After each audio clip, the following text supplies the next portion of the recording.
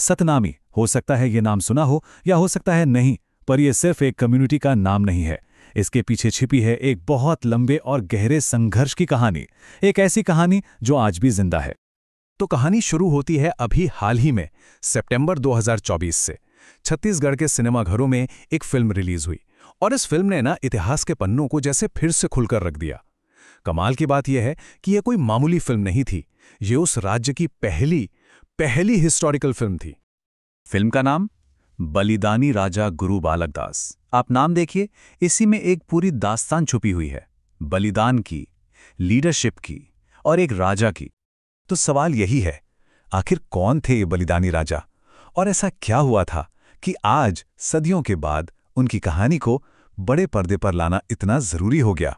चलिए मिलकर इस कहानी की एक एक परत को खोलते हैं। अब देखिए, गुरु बालकदास की कहानी को अगर समझना है ना, तो हमें थोड़ा पीछे चलना होगा। हमें पहले उनके पिता को जानना होगा और उस आंदोलन की जड़ों तक पहुंचना होगा। एक ऐसा आंदोलन जिसने छत्तीसगढ़ का पूरा सोशल फैब्रिक, मतलब सामाजिक ताना बाना ही बदल कर रख दिया था। तो ये जो पूरा आंदोलन था, इसकी नींव सिर्फ एक शब्द पर टिकी थी, सतनाम, जिसका मतलब है सत्य का रास्ता।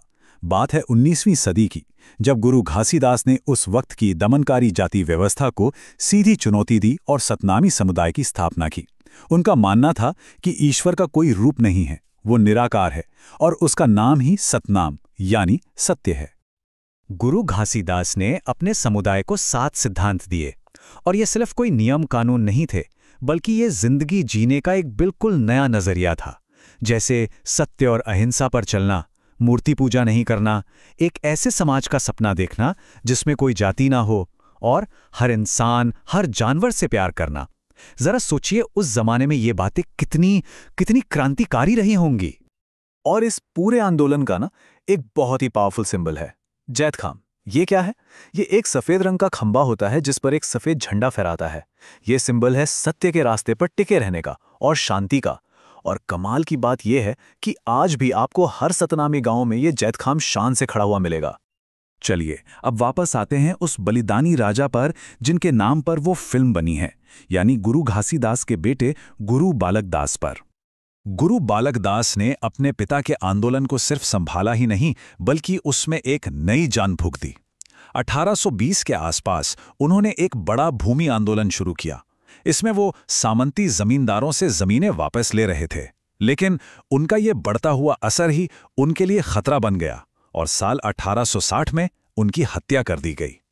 उस दौर के जो रिकॉर्ड्स हैं उनमें सतनामी आंदोलन को कोई छोटा मोटा सुधार नहीं कहा गया, बल्कि इसे छत्तीसगढ़ में एक सोशल वॉर यानी सामाजिक युद्ध का नाम दिया गया।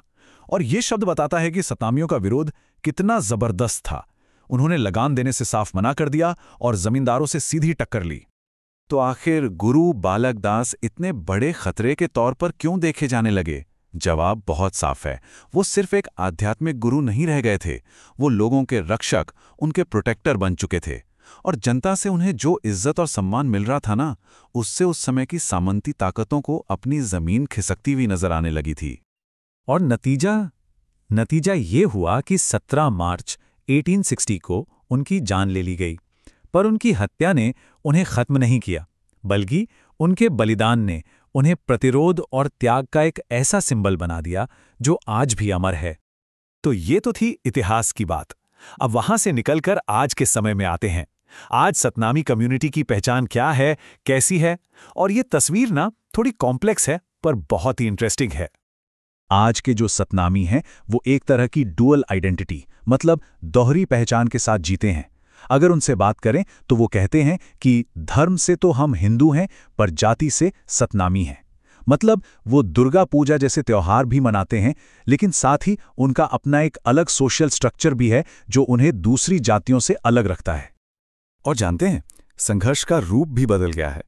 पहले लड़ाई जमींदारों से आमने सामने की थी, एक सोशल वॉर था। पर आज भेदभाव के तरीके बहुत सटल हो गए हैं, छिपे हुए हैं। जैसे कि आज भी कुछ गांव में उन्हें कॉमन पानी के सोर्स इस्तेमाल नहीं करने दिए जाते, या साथ में खाना खाने पर पाबंदियां लगाई जाती हैं। पर अब एक नया मोड़ आ रहा है कहानी में। जो नई पढ़ी लिखी पीढ़ी है, उनका कहना है कि वो अपने अधिकार के बारे में पहले से कहीं ज्यादा जानकार हैं, मतलब अवेयर हैं। और ये जो शब्द है अधिकार, ये यहाँ बहुत इंटरेस्टिंग हो जाता है। आज की यंग जनरेशन के लिए अधिकार का मतलब है यूनिवर्सल ह्यूमन राइट्स, जिसकी प्रेरणा B.R. अम्बेडकर से मिलती है। लेकिन जो पारंपरिक हिंदू सिस्टम था, उसमें अधिकार का मतलब योग्यता होता था, जो आपकी जाति तय करती थी। तो एक तरह से ये दो अलग-अलग सोच का टकराव है। तो सवाल ये है कि गुरु बालक दास की वो विरासत आज कैसे जी रही है? आज की लड़ाई के मैदान और हथियार क्या हैं? आज की लड़ाई अब जमीन के लिए नहीं, बल्कि जहन के लिए है, समाज के लिए है। और इस लड़ाई के हथियार हैं एजुकेशन, पॉलिटिकल अवेयरनेस और कल्चरल एक्सप्रेशन। इन्हीं के जरिए ये कम्युनिटी आज अपनी पहचान और सेल्फ रिस्पेक्ट को असर्ट कर रही है। और यहीं पर हम घूमकर वापस उसी फिल्म पर आते हैं जहां से ये सब शुरू हुआ था। बलिदानी राजा गुरु बालक दास सिर्फ एक हिस्टोरिकल ड्रामा नहीं है, ये आज के समय में अपनी आइडेंटिटी का एक पावरफुल स्टेटमेंट है। ये एक सबूत है कि प्रतिरोध की ये कहानी भुलाई नहीं जा सकती।